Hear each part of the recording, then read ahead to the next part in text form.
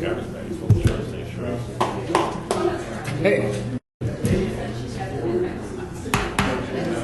Manistee City Council work session for Tuesday, June 13, 2017 at 7 p.m. is now called to order. Work session items. We have public comments on work session related items. Those items, discussion on signage around Kennedy School, requested by Councilmember Mark Whitliff. The discussion on Historic District Commission, requested by Mayor Pro Tem Roger Zielinski, and a continued discussion on medical marijuana by City Attorney George Saylor. Is there any public comments on work session related items?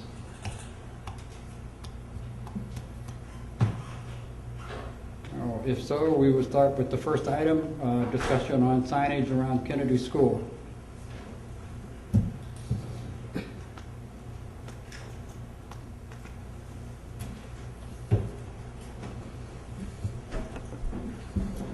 Good evening, Mayor and council members. And the agenda tonight, thank you. Which one is it, Jeff? Thad and Jeff asked me to just briefly give a little background on that area of Maple Street around Kennedy School in terms of signage, crosswalks, and maybe some options that you can consider in your discussion tonight. So I'll briefly go through what the existing conditions are out there today, where the crosswalks and signs are, and then I'm going to go through a couple options briefly, and I'd call them kind of general categories. So today there's basically only 3 signs along Maple Street that are relative to children crossing or school crossings. There's 2 in the southbound. You'll see going southbound. They're located between 5th and 6th streets. And there's 1 going northbound that's in between 8th and 9th Street. And that's all of the signs relative to children crossing. It's a little hard to see, but the areas in red there, those are where the existing crosswalks are on Maple Street and the adjoining side streets.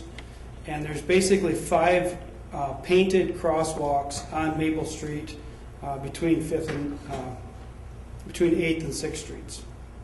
And that picture on the left is just a typical crosswalk at this location. 4-inch white stripes perpendicular to traffic.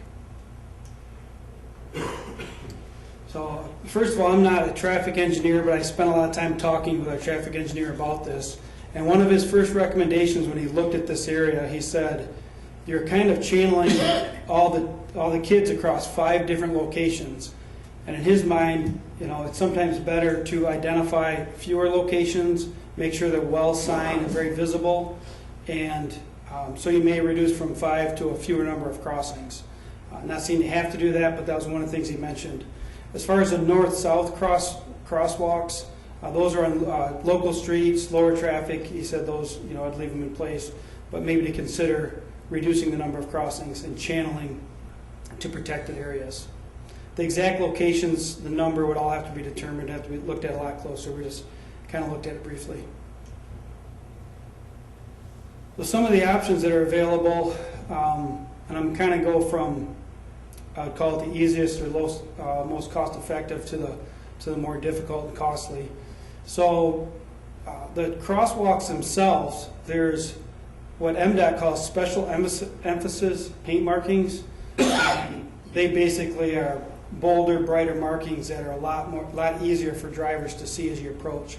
This picture shows what they're called longitudinal markings. They're wider stripes. They run parallel to traffic, not perpendicular. So they tend to stand out more as you approach them. And if we had a contractor that was painting in that area, we could easily do a crosswalk for less than $500. But probably more importantly, talking to Jeff, either if we use thermoplastic or paint, the DPW could do these cross markings if they were marked out for them. So this is something that could be done internally.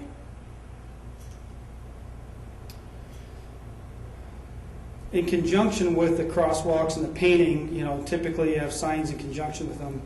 And our traffic engineer basically pointed to 2 signs that he thought for sure should be in this area. Those are the 2 in the upper left that are circled.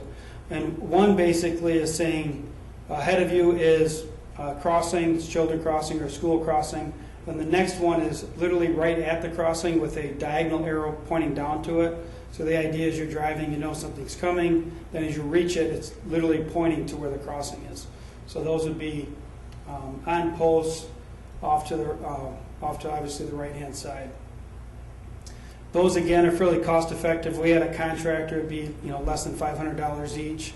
But Jeff also said this is something his guys could install. So we'd just have the cost of ordering the signs and then obviously installing them.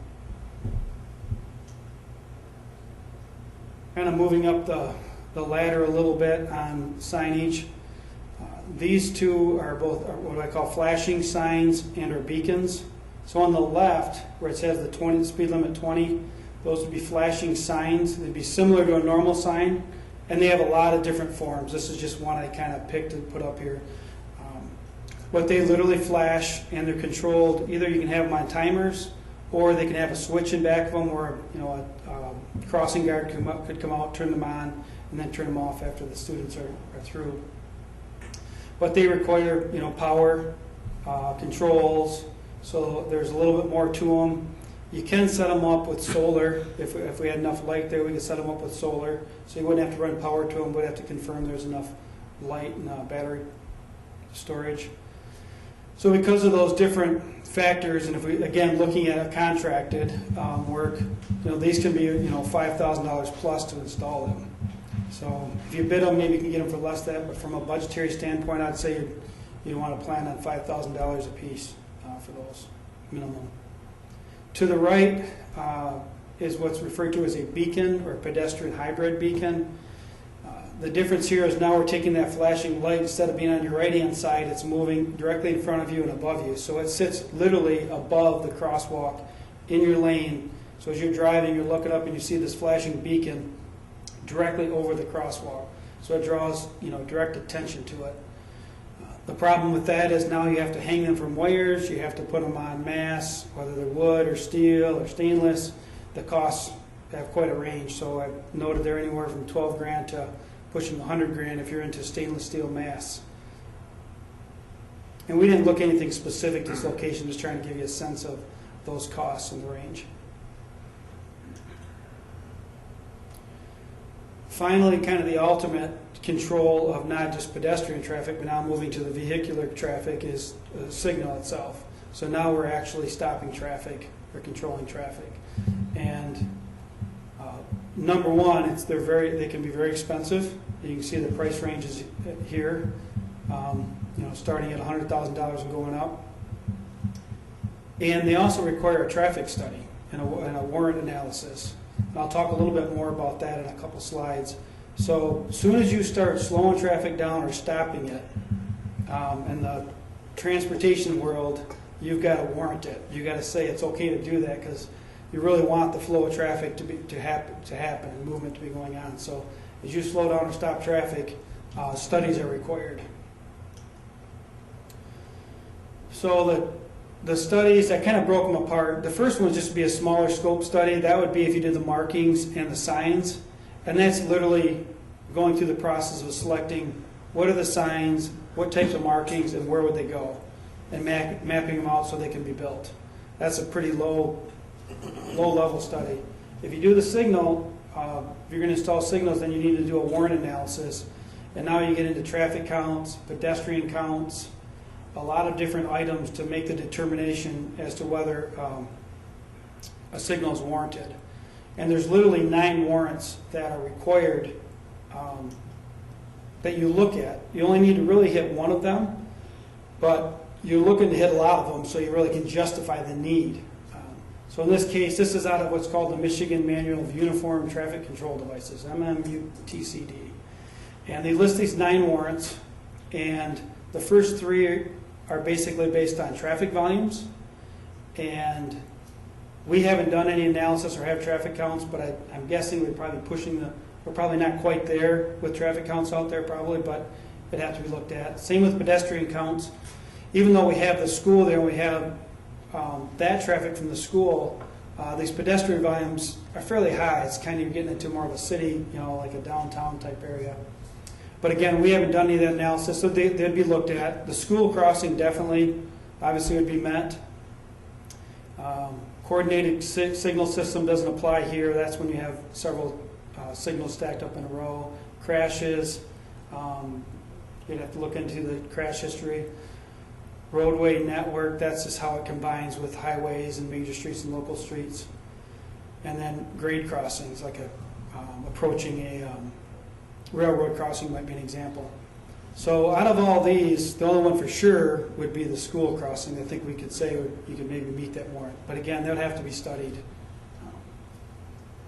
And even if you meet the warrant, it doesn't mean you have to put in a signal. It just means you kind of just met the threshold of putting one in. So kind of just quickly to summarize some of those options. The pavement crossing markings and traffic signs to me kind of go hand in hand together. They're low cost, they can be done by the city. You have the flashing signs and beacons, it's another level up, obviously a lot more visible. You'll see them when you approach. And then kind of the ultimate level is putting in an actual traffic signal where you're controlling traffic, not just pedestrian. So that's kind of brief. I just wanted to provide some options and just help with your discussions tonight. So if you have any questions, I'd be happy to answer them. Well, I'm the one that called this because of the traffic and the kids at Kennedy. I mean, some young child is going to get killed the way that people break the speed limit there. We have to protect them. I kind of like number one option myself, having the wider crosswalks and having the signs. I'd like, and this stuff for discussion, but having flashing signs with a time limit of lowering the speeds, and that would be a question for the chief. Could we lower the speed to 15 in that area to slow people down? Let's stay at 25. Yes. Let's stay at 25. We couldn't lower it to 15. Could not? No. 20? 19? Can we pass out more tickets there? On US 31, Catholic Central, we've got it posted and it drops from 40 to 30 at that location. And I'm going to raise a couple of concerns here. One, I think, is that one thing that impedes traffic at that location is that people are used to dropping students off or picking students up on Maple Street as opposed to the side street where that's designated. I think that creates congestion and a hazard in and of itself. The other issue I'm going to raise is that state law dictates that traffic stop for someone that is in a crosswalk. And that is something that rarely occurs. I've had two people this week mention that to me on River Street. It says, you enter a crosswalk at your own hazard here. Nobody bothers to stop or slow down, even when they see you stepping out in the crosswalk. There are signs that are available that can be placed out on a temporary basis out in the middle of the highway to emphasize that. As a matter of fact, I got a picture of one on my cell phone that I took from the VA in Saginaw. It simply says, stop for pedestrians in a crosswalk, state law. A little enforcement would probably go a long way also. And I know we have limited officers on staff, but we do have coverage. And I'm going to have to go with Councilmember Whitloff.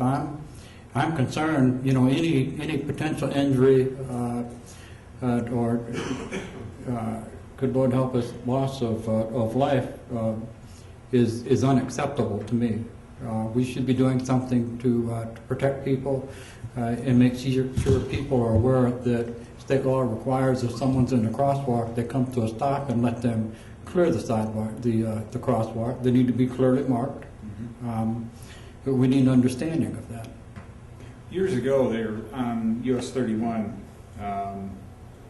right by Hibbs's office now, Dr. Hibbs, there was a painting, the state painted, or maybe even the city painted on the highway, school zone ahead, or school zone.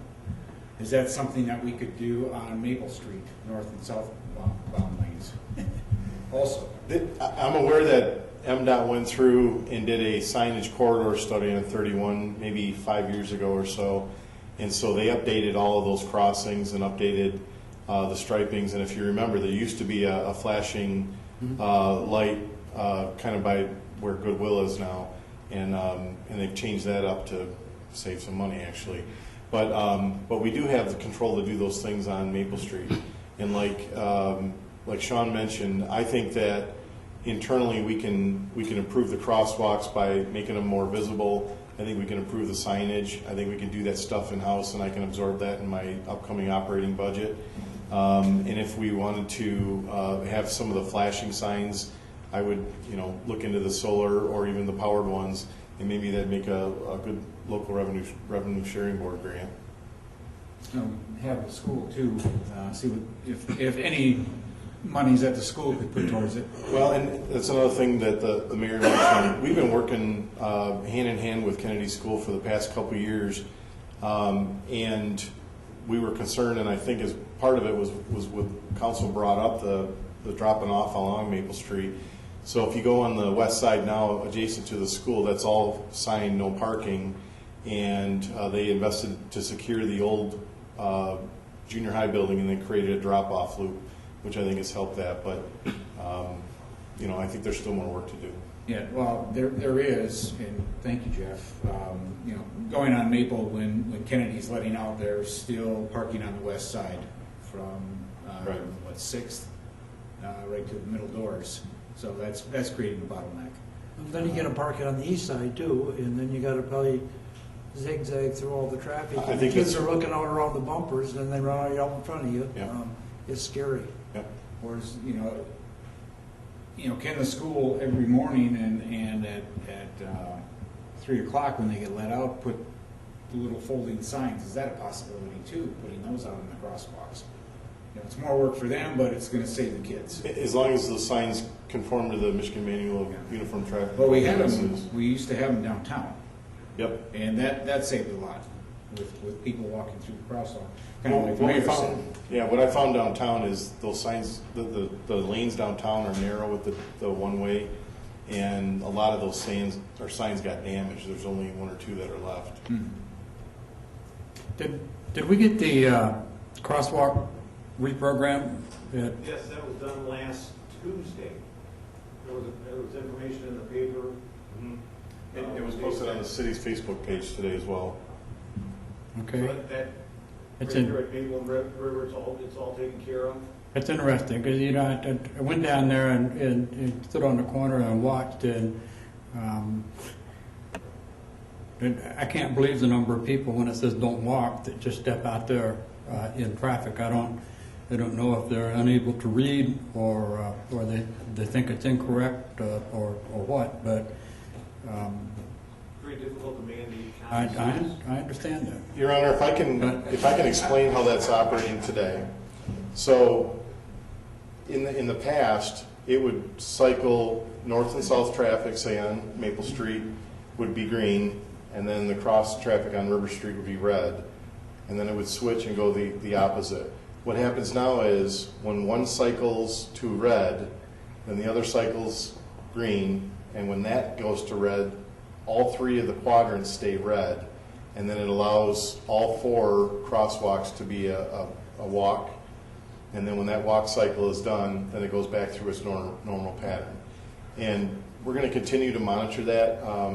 We had a lot of questions and calls about it that first week. You do notice a difference. You do notice a difference. Yeah. And I Yep. talked to the programmer last Tuesday and asked specifically, what's the longest a pedestrian could wait on the corner if they came up right when it ended, their cycle. It was just a little over 40 seconds that they would have to wait before they had a walk signal.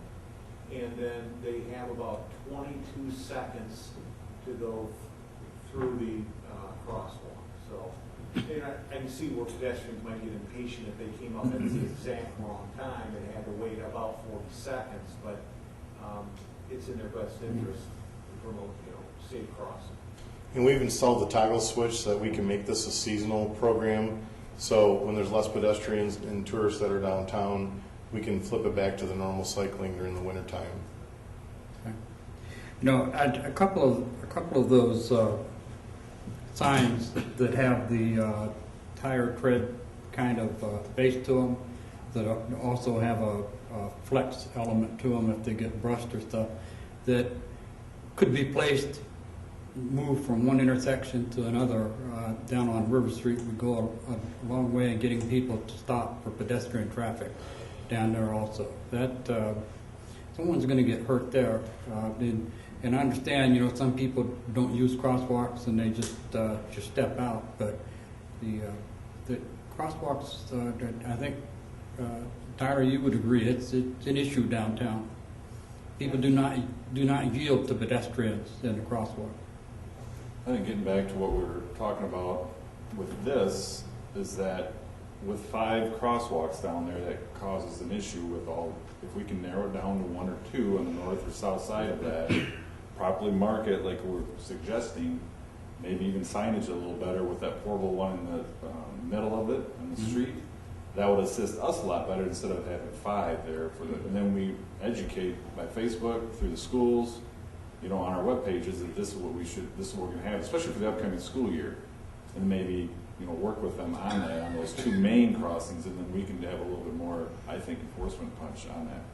Question for you, Chief. Yes. On that, speeds and fines. I mean, is there a fine for exceeding the speed limit in the school district?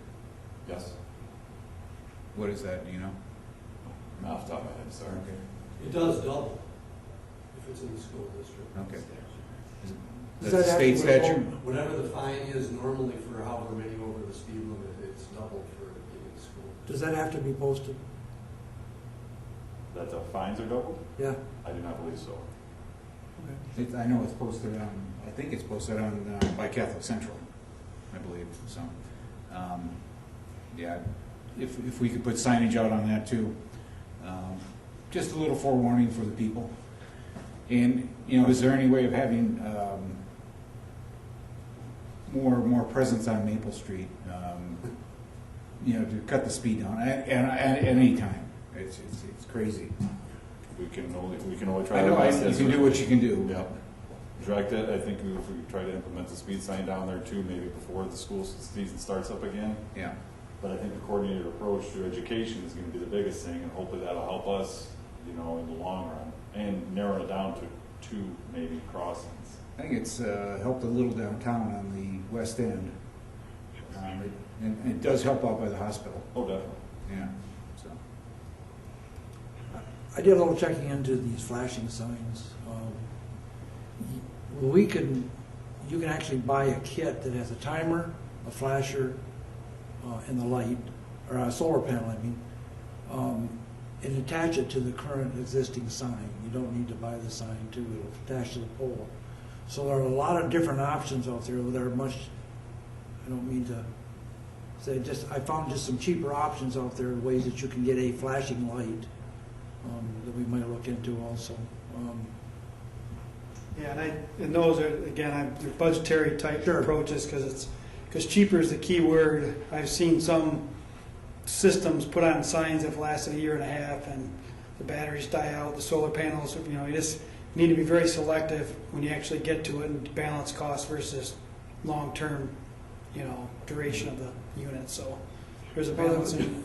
Yeah, and I understand what you're saying. These were basically the same sign, except you could buy the parts separately rather than Right. buy the whole unit. With the Absolutely pole right. and You all can that. you can put these signs out, come back later and put lights on them. Yeah. Right. Yep. Councilman Whitlow, if you're the one that asked this to be on the agenda, do you feel option 1 would satisfy a start? It's a start to controlling traffic and slowing things down there and keeping our kids safe. So it is a start. There's always room for improvement. As monies grow, maybe we can keep doing more things at Kennedy School and all the schools for the kids. So, I mean, number 1 is probably our best option right now, in my opinion. I support that. Do we have consensus that that might be the best option? Ask. I think it's a start. I just would like to see, and I think narrowing it down to 2 or 3 locations is better than 5. I think a little bit more, and I hate to put it on the public safety director, but a little bit more police presence down there, even if it means, I don't know, getting some off-duty people to maybe monitor the traffic, be outside, letting people cross, just to make it more obvious that it's a zone that you better slow down in. So, Do we have crossing guards there? Do we have, They used to. I wonder what, Mr. Solberg used to do that on the north end, right by 6th and Maple. well, you know, that would be just a great thing to have somebody there. That I was hoping someone from the school would be here tonight, but That would Yeah. seem Mr. most Stoneman couldn't appropriate. make it. So Just having a crossing guard eliminates a couple places to cross. This is where you have to cross. Might help a lot. oh, it helped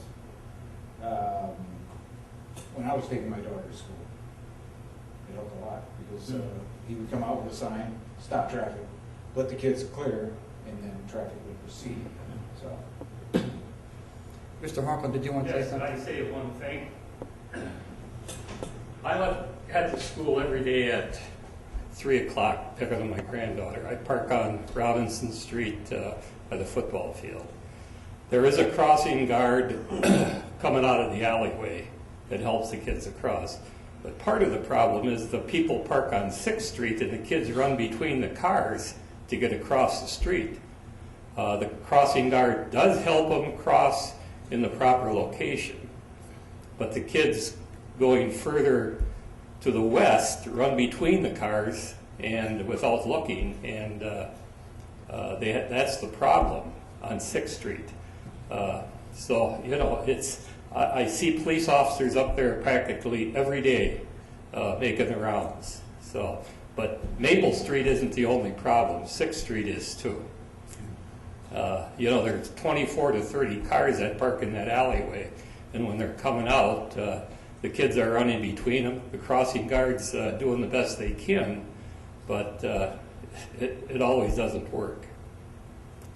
I think once the school is down, the old school is down, they're going to have some, you know, it'll improve it a little bit up there where people can park in that empty lot then. So, just my 2 cents worth. So they do have crossing guards on 6th Street. They do have one on 6th Street right by the alleyway. It helps quite a bit, but the kids going up further to the west, the parents park on the opposite side of the street and the kids are running between the cars there. Okay. Thank you. Okay, thank you. Any further discussion? We covered quite a bit. So we can proceed with option 1, better paint. Older stripes and signage. Whatever signage that we can do that might be available and economical. We'll accomplish that this summer and have it in place by the time school resumes. Everybody? mhm. Yeah. Okay. Thank you very much. Our next item for discussion is Historic District Commission.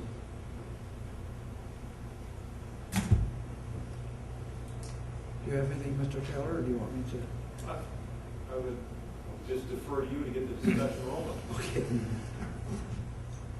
I may be the only one that feels this way, but I've attended the historical district meetings, and it's very discouraging to me to see what a person has to go through to, first of all, they pay a lot of money to buy an old building and fix it up, and then what they have to go through to the process to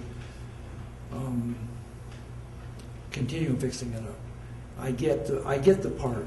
I understand the part of wanting to maintain the heritage and the old look of the buildings. The part I don't understand is the process that people have to go through. I believe that we overstep our bounds. We need to figure out a way that people don't leave here sometimes in tears. They don't leave here mad upset, willing to give up, and they don't leave here with an empty wallet. We need to work with people. They buy old buildings, they need a lot of work. I'm hoping that we can figure out some way that we can rectify that situation. I'm not sure I have the answers, but I don't feel we can, and maybe I'm the only one, but I just, they go to the planning commission and don't have that problem. What is going on with that historical committee that's making it so difficult for people to move forward? I don't know. Any comments? I've attended some of the Historic District Committee meetings too, and as Mayor Pro Tem Zelinski said, some of the people come out mad or upset, and I'm one of them.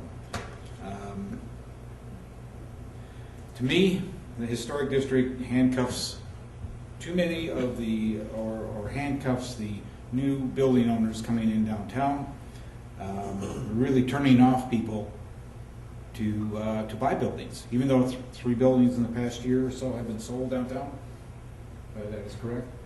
But they are making them jump through hoops. It's kind of hard to explain. But I really see the Historic District as a negative impact, putting a closed for business sign downtown. It's hard for me to understand the logic behind spending thousands of dollars to repair windows back to the original state when they're not going to be energy efficient, they're not going to last very long, when you can replace that window with a modern built window out of fiberglass or whatever that looks just 100 years old. And is energy efficient, which saves us all money in the long run. I don't understand that logic. I've read over their Historical District Act. It looks like our hands are pretty well tied. We can start a committee and restart the process and remove some of those shorteners, make the district smaller, or we can do something. But it's a time process, right? It takes a lot of time to do that. City Attorney, do you have any suggestions? Manistee is probably not the only community that has had this sort of frustration. There's a bill that was introduced in 2016 to modify the Local Historic District Act. It would have changed a lot of things, including making it easier for communities to repeal an ordinance that established a historic district. It also changed the appeal process for a property owner that felt that they weren't treated fairly. The appeal process right now goes to the state. The appeal process under the proposed bill would have come to, in this case, in our case, council. But the Historic District Commission is obligated to follow standards. There's some subjectivity, certainly, in those standards, and that's, I suppose, what the concern is of property owners. Currently, though, that bill that was introduced is just stalled right now in the committee. It really hasn't made a lot of progress. I'm not sure, I couldn't even predict what the chances are of it being passed. The law as it stands right now for council to seek to repeal the historic district in the city, really the standards that would require that, in my opinion, don't apply. I don't see that there'd be a basis to do that. There is a provision under the Local Historic District Act to change the boundaries of the district. The process to do that, though, as Mayor Pro Tem Zelinski has indicated, it is an involved process. You basically have to start with the same procedure that was implemented when we first adopted the historic district. That means establishing a historic district study committee. If you've gone on the city website, I talked to Denise today, and she directed me to the report that was prepared. I had looked at it quite some time ago. It's a lengthy analysis. Of course, since that's already occurred, if council were to establish a historic district study committee, it could use in part that historical analysis that was prepared from that committee. But that the establishment of a study committee would could take place, and then they could consider whether or not redrawing the district would make sense. But the process is involved, and it would obviously take some time, but that is something that council could do. But repealing the historic district, excuse me, I just don't see as being an alternative at this point. Okay, and you know, I'm gonna go along with Mayor Pro Tem and Councilman Whitliff. In attending the historic district meetings, I've left there actually embarrassed with the way people were treated in that process. Someone facing River Street is putting a door access with a deck on the back of the building and replacing plywood with windows or enlarging an area, and they're being told to save the bricks that they remove in case they're needed for the front of the building for future restoration. And I think a lot of people understand some of these bricks that were manufactured here years and years ago were found after a period of time to be substandard material, and saving them is not really much of an issue.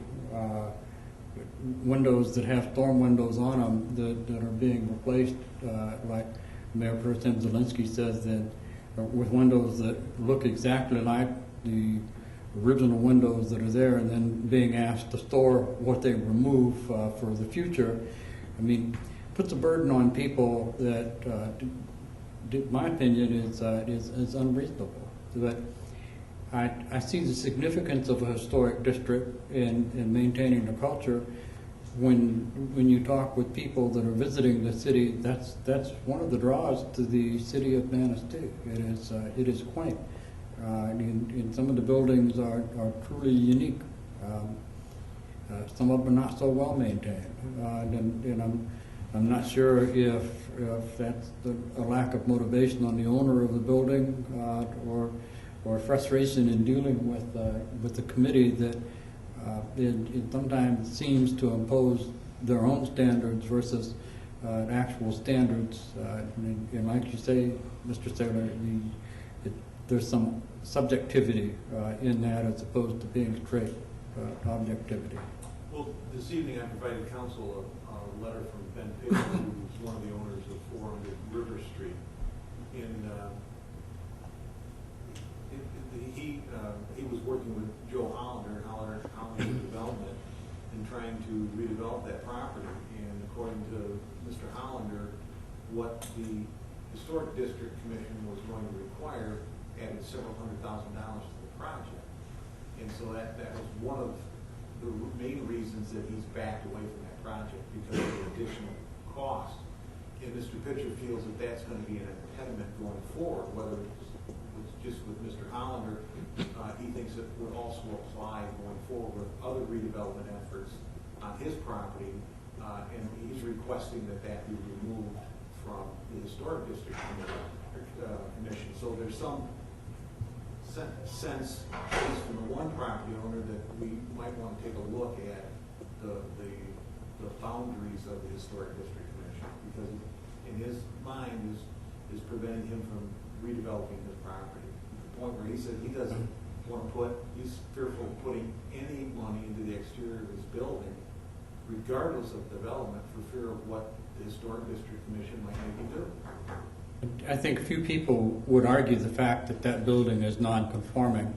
In my queries with people that have been lifelong residents, long-term residents here, is that they were surprised it was constructed in its current form, and that probably predated the Historic Commission and committee.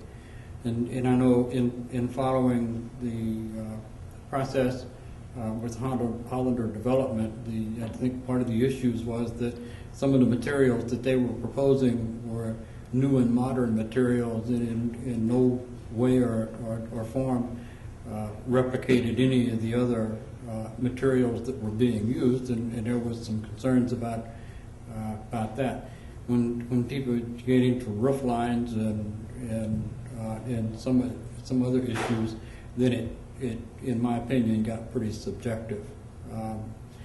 I think people need to be focused on the aspects of their committee, whether it be historic district or any other committee, as opposed to being concerned with other aspects such as the source of financing or concessions or types of housing being provided and such as that, because we have a series of committees when we go from historic district to planning commission and then to city council that each has responsibilities that are kind of unique. We don't need to mix those up. I know the Stillwater development, when that first came to light, is outside of the historic district, but I heard the express from members of the historic district commission that they had hoped that the people would comply with the standards of the historic district, even though it was outside those limits, and that didn't seem reasonable. Is there any way that in the DDA where responsibility for some of these things could be in the design committee of the DDA as opposed to having a separate committee, or would that in it of itself be a The long local task? Historic District Act requires a historic district commission. Okay. So I want to run this by you and see if I understand this correctly. The city of Manistee has a local historical district, which nobody has any control over. The only control we would have would be replacing members when they come up and putting somebody different in there. Once the city established that, yes, the city appoints the individuals to that historic district commission, but then they make their decisions on what they believe is the appropriate standard. So there is an appeal process, again, to their decision. The appeal is to the state historic district. Yeah. But other than that, we have no control. It just Correct. And as I indicated, the bill that was introduced would have rested the appeal to a decision of the Historic District Commission with City Council. Of course, Council then would be required to educate yourself about those same standards, and you have to apply them as well, but the appeal would come to you in that case. Any further questions or comments? Well, where I does just it feel go hopeless. from? I just feel hopeless. It's just like I guess- banging your head against a cement wall. I mean, it's Can we start the committee, that study committee? The council, by resolution, could appoint a historic district study committee. Last time, I think it was Denise and John Rose and Mr. Harold from the museum that consisted of that committee. You can place someone from the Historic District Commission on that committee if you choose to. It wouldn't be the whole commission, obviously that would be a conflict, but you certainly could do that if you chose to. And could you have a council member on that committee?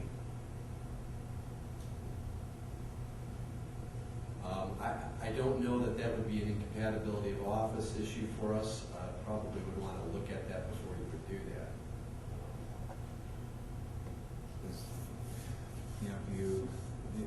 In my thoughts anyway, if you have people from the historic district or the museum, that's kind of stacking the deck, against that. So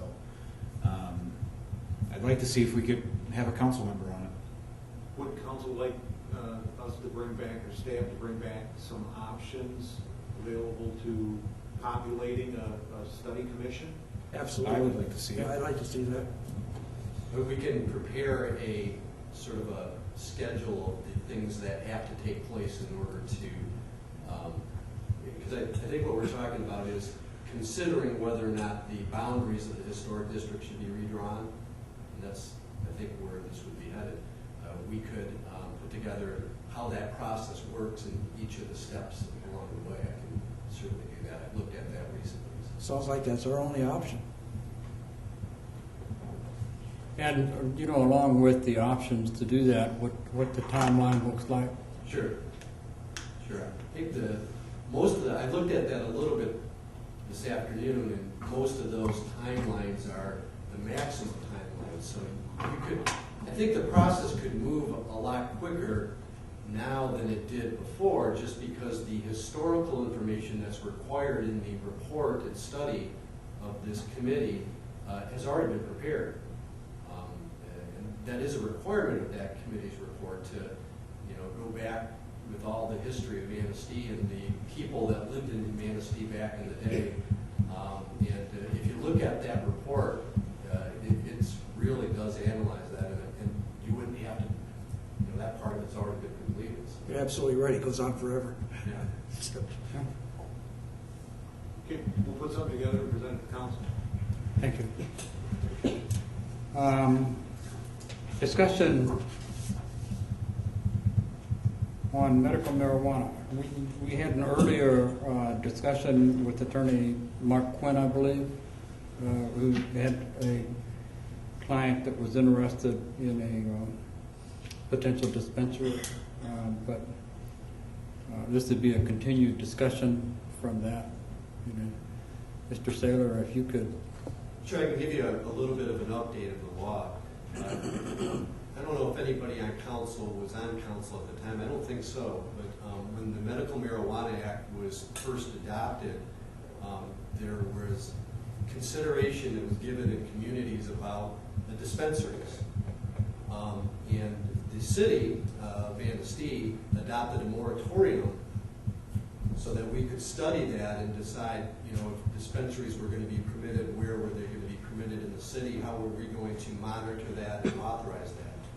Well, before that moratorium ran out, the state court system determined that dispensaries were not authorized under the Medical Marijuana Act. And you may have yourself seen some of that in the news where those kinds of facilities that existed, I think there were some maybe up in, there was one up in Traverse City, many of them were raided and closed down because the act just did not authorize them. Now in Michigan in 2016, there was a law that was enacted, which is the Medical Marijuana Licensing Facilities Act, I believe is the term. And what that act does is it authorizes the communities to adopt by ordinance the ability to provide for 5 different types of marijuana type facilities. A grow operation, a processor, which would be the processing of the marijuana, the provisioning centers, which is I think what we talked about before as dispensaries. Provisioning centers would be ones that would be able to sell to caregivers or medical marijuana patients. Transporting facilities and then compliance facilities. But each of those facilities will can be licensed by the state of Michigan come December 1st of this year. For municipalities to authorize, or for one of those facilities to be authorized to operate within a municipality, the municipality has to adopt an ordinance to authorize it. So in other words, if you didn't want it, there's nothing to do. By not enacting an ordinance, you're not permitting those within the city of Manistee. If you chose to permit any one of those facilities, any one or more, if the city can charge a licensing fee to address the costs associated with monitoring it. I think the maximum licensing fee is $5,000 for a facility.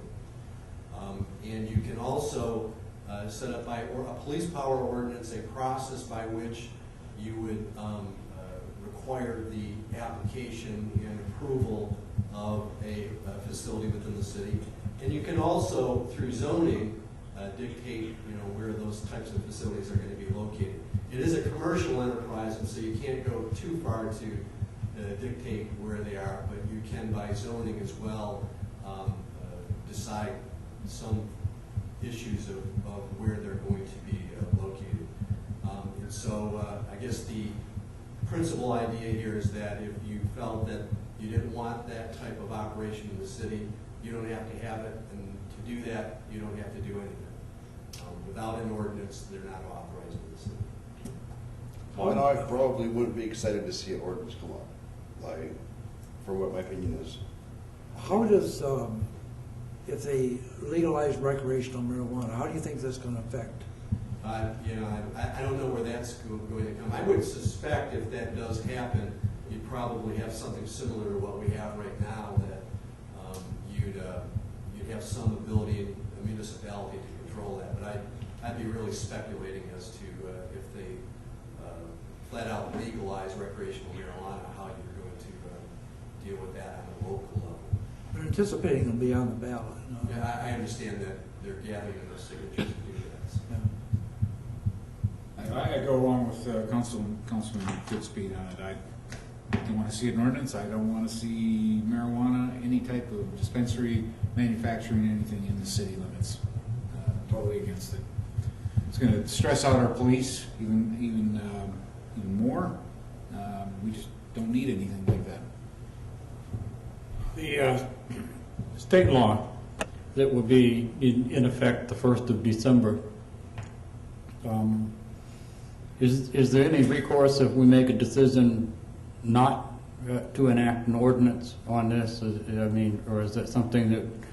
No, there's no recourse. You are not obligated to authorize it within the city, and if you chose to, that's up to the council. There's no recourse for not doing it.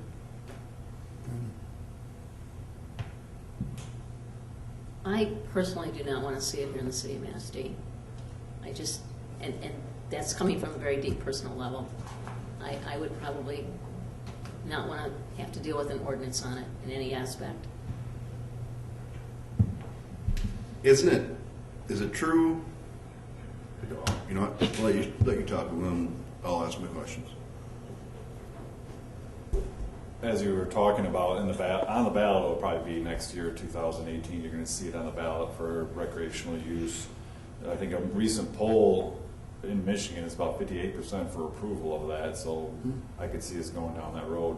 The biggest thing that you have to think about with that, not only with the medical portion of it, is there's no regulation that on the actual potency of the marijuana, which could be a tremendous issue with what we're looking at. It's not our grandparents' marijuana anymore. We're talking 20%, 24% THC. So the issues that you have that you look at, if you look at the studies that have been out in Colorado and California where stuff has been legalized in the past, you're talking 40%, 58% jump in accidents related to marijuana-related incidents, traffic deaths, jumping 50%. So there's a lot of things that come from that in totality. Crime rate obviously would increase. Oh, definitely. I can't imagine the first carjacking we get from one of the transporting companies. Well, is it true or not true they can't deposit their money in the bank? That has been something that's talked about because it's money from sales of weed that isn't supposed to be in a federal, but can be in a credit union. I'm not 100% on that, but that's what I was told. And you have a lot of other regulations. How far you have to be away from schools. Usually it's in an industrial area from other communities. There you go, Jeff. Well, if a person is growing marijuana, as I understand, a person now can grow and have a certain number of plants. So the regulations that prohibit that within a certain distance of school, or does it have to be There's a lot of provisions within shielded? that. It's locked. The way you carry it in your car now, there's a lot of provisions within the law that are strict on that. Okay. And it's, I don't think you encounter, we have not encountered too many people when you come upon somebody that's a provider that can grow up to 12 plants per person, that they're actually within the law, because there's so many strict provisions with that. Okay. So right now, the caregiver can have five patients that they're providing for in themselves, so they can have 72 plants. The new law that we were just talking about, a grow operation can be 1,500 plants. But under the new law, I mean, obviously, if a person's got up to 72 plants and they're providing care to 5 people that have a medical card, how does it get transported? That's a good question. I think those are things those are why we have this new legislation in part, so that you can license a transporter that can take it from that place to the patient. So yeah, those are all. Where do they get marijuana in the first place to be able to grow if you're a caregiver? I would assume you're getting it illegally, because how else could you get it in grows? So the new legislation is in part to solve some of those conflicts in the Hey, statute. do the individual providers at this point have to register and subject themselves to regulation, or? I believe they are. There's no database, like you can search somebody for CCW for us to find out if people do have an actual license. The only way you could do it is by specifically checking through a manual lookup right now, I believe, with the state. Okay. There's nothing says we have to adopt by a certain time or not adopt by, I know if we don't adopt, we don't do anything. Yeah, and you But can- I'm more concerned about recreational marijuana, and that would bring, I mean, how do you regulate that? I mean, it is gonna be here. I mean, well, if you wanna be real, it's here now. But, now it's gonna be like going to the liquor store. You'll be able to buy recreational marijuana. I would assume that assuming that ballot proposal would end up passing, I would assume the legislature would have to get at work real quickly to adopt some regulations like they've done with medical marijuana now. Of course, this took a few years for us. I mean, we've had medical marijuana for a while, and it's only now that we're finally getting some structure as to how they would grow and dispense it.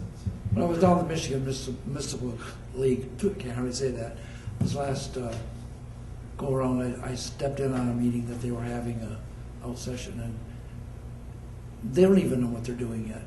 I mean, it's so evolving, and it's a kind of a day-to-day thing. It's just it's in a mess. It's a mess right now. Any other questions or comments? Is there a consensus that we would not proceed with an ordinance? I don't know. I know I don't want to see it. Not at this time. I don't have enough information. I'm going to be center. Okay. Thank you. Are there any other comments, Mr. Chairman? None? City Attorney? Nothing else, Your Honor? Public Works? Just one real quick comment. I think last month or the month before we talked about the sand berm down at Fifth Avenue. We've sent out the letters to all those residents. All but one of them were very excited and supported. They also, each one of them thanked us for including them in the process, so I think that was a good idea that we did that. The one gentleman that had some concerns, I'm meeting with him at the end of this week or first of next week. He doesn't completely oppose it, but wants it done in the right manner, and I think just talking with him, we're on the same line, so we intend to start that process next week, so that update. Hey, Jeff.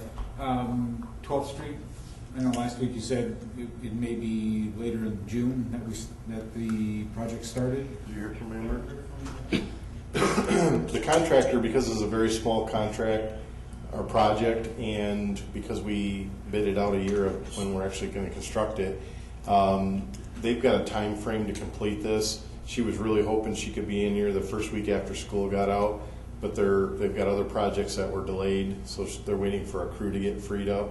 The last time we talked, she thought it would be towards the end of this month now, but it's still going to happen. It's just finding that slot in their schedule. On the flip side of that, though, the positive is that the track construction is they got the first layer of pavement on, so that'll alleviate some of the conflicts between the two construction projects. And then whenever we find a definitive time frame, I've got a printout from the school on all the activities that are happening on the school grounds, so that we can make sure that we coordinate traffic and make sure that people get to and from it. Thank you. Public Safety? Plans and zoning? City Engineer, do you have any? Nothing else, Oh, not tonight. I have a question, or not a question, but a request. Back at one time, we were going to have a deer call. And the insurance was an issue, our liability insurance.